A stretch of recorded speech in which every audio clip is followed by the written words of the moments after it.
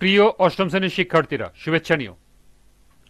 আজকে আমি তোমাদের বাংলা বিষয়ের নতুন বই সাহিত্য কণিকা থেকে গদ্য তৃতীয় অধ্যায় ভাব ও কাজ অধ্যায়ের কর্ম অনুশীলনের সমাধান করে দেব।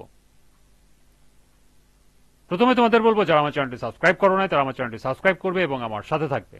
তাহলে চলো আমরা ক্লাস শুরু করি। ভাব ও কাজ অধ্যায়ের কর্ম অনুশীলন। ক, আত্মার শক্তি বিষয়ে একটি প্রবন্ধ রচনা করো। খ, একদল ভাবের পক্ষে এবং আরেক দল কাজের পক্ষ নিয়ে বিতর্কে অংশগ্রহণ করবে। তো চলো এখন আমরা এই দুটি প্রশ্নের সমাধান দেখে নিই। কর্ম অনুশীলনের প্রথম প্রশ্ন ছিল, আত্মার শক্তি বিষয়ে একটি প্রবন্ধ রচনা করো। আত্মার শক্তি, মানুষের জীবনের শক্তি বলতে আমরা সাধারণত শারীরিক শক্তি বা বাহ্যিক সামর্থ্যকে বুঝে থাকি, কিন্তু এর চেয়েও গভীরে রয়েছে এক অদৃশ্য অথচ অশেষ শক্তি, যা মানুষের বিপদের মুখে অটল রাখে, হতাশার মধ্যেও আশার আলো দেখায়। এটাই আত্মার শক্তি। আত্মার শক্তি মানুষের প্রকৃত শক্তি, যা তাকে জীবনের সকল সংগ্রামে সাহস ও দৃঢ়তা যোগায়। আত্মার শক্তি মানুষকে মনোবল দেয়। জীবনে দুঃখ, ব্যর্থতা ও বিপর্যয় আসা স্বাভাবিক, কিন্তু আত্মার শক্তি থাকলেই মানুষ সে বাধাগুলো অতিক্রম করতে পারে। অনেক সময় শারীরিকভাবে দুর্বল মানুষও আত্মিক শক্তির জোরে অসাধ্য সাধন করে। ইতিহাসে আমরা দেখি বহু মহাপুরুষ সীমিত সামর্থ্য থাকা সত্ত্বেও আত্মার শক্তির মাধ্যমে বিশ্বকে আলোকিত করেছেন। এই শক্তি মানুষের চরিত্র গঠনে গুরুত্বপূর্ণ ভূমিকা পালন করে। আত্মার শক্তি মানুষকে সত্য ও ন্যায়ের পথ চলতে অনুপ্রাণিত করে।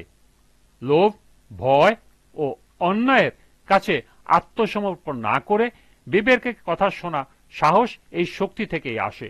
একজন আত্মশক্তি সম্পন্ন মানুষ কখনো অন্যায়ের সঙ্গে আপোষ না করে এইসব পরিস্থিতিতে নৈতিক মূল্যবোধ রক্ষা করে।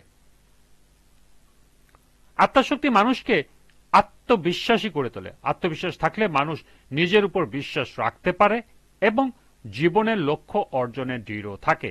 আত্মার শক্তি মানুষকে ধৈর্যশীল করে, যা দীর্ঘ সংগ্রামের পথে অত্যন্ত প্রয়োজনীয়। কঠিন সময়েও ধৈর্য ধারণ করাই আত্মিক শক্তির পরিচয়, প্রকৃত পরিচয়।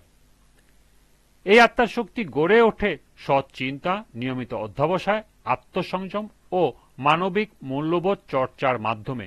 শিক্ষা, ধর্মীয় ও নৈতিক শিক্ষা, ধ্যান ও আত্মবিশ্বাসের আত্মার শক্তিকে আরো দৃঢ় করে তোলে। অন্যের প্রতি সহানুভূতি, দয়া ও ভালোবাসা প্রকাশ করাও আত্মার শক্তি বৃদ্ধিতে সহায়ক।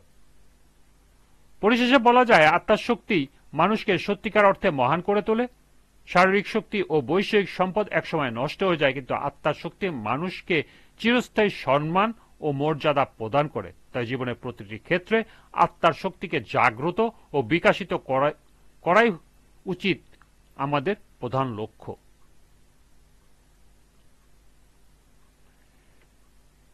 এরপর দ্বিতীয় কর্ম অনুশীলনের প্রশ্ন ছিল, একদল ভাবের পক্ষে এবং আরেক দল কাজের পক্ষ নিয়ে বিতর্কে অংশগ্রহণ করবে। অর্থাৎ তোমরা একটা বিতর্ক প্রতিযোগিতার আয়োজন করবে, যার মধ্যে একদল থাকবে ভাবের পক্ষে আর একদল থাকবে কাজের পক্ষে। তবে তোমরা বিতর্কে কি ধরনের যুক্তি উপস্থাপন করবে তাই আমি এখানে উপস্থাপন করে দেখিয়ে দিলাম। বিতর্কে অংশগ্রহণ করার জন্য ভাবের পক্ষে যুক্তি এবং কাজের পক্ষের যুক্তি নিম্নে উপস্থাপন করা হলো। প্রথম হলো ভাবের পক্ষের যুক্তি। মানুষের সকল কাজের মূল উৎস হলো ভাবনা। ভাবনা মানুষ আগে মনে ভাবে, তারপর কাজে রূপ দেয়। তাই ভালো ভাবনা ছাড়া ভালো কাজ সম্ভব নয়। মানুষের চরিত্র, নৈতিকতা, আদর্শ ও মূল্যবোধ গঠনের ভাবের ভূমিকা অপরিসীম।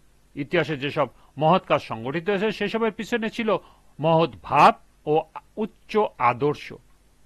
নেলসন ম্যান্ডেলার দীর্ঘ সংগ্রাম কিংবা রবীন্দ্রনাথ ঠাকুরের মানবতাবাদী চিন্তা সবই প্রথমে ভাব হিসাবে জন্ম নিয়েছিল।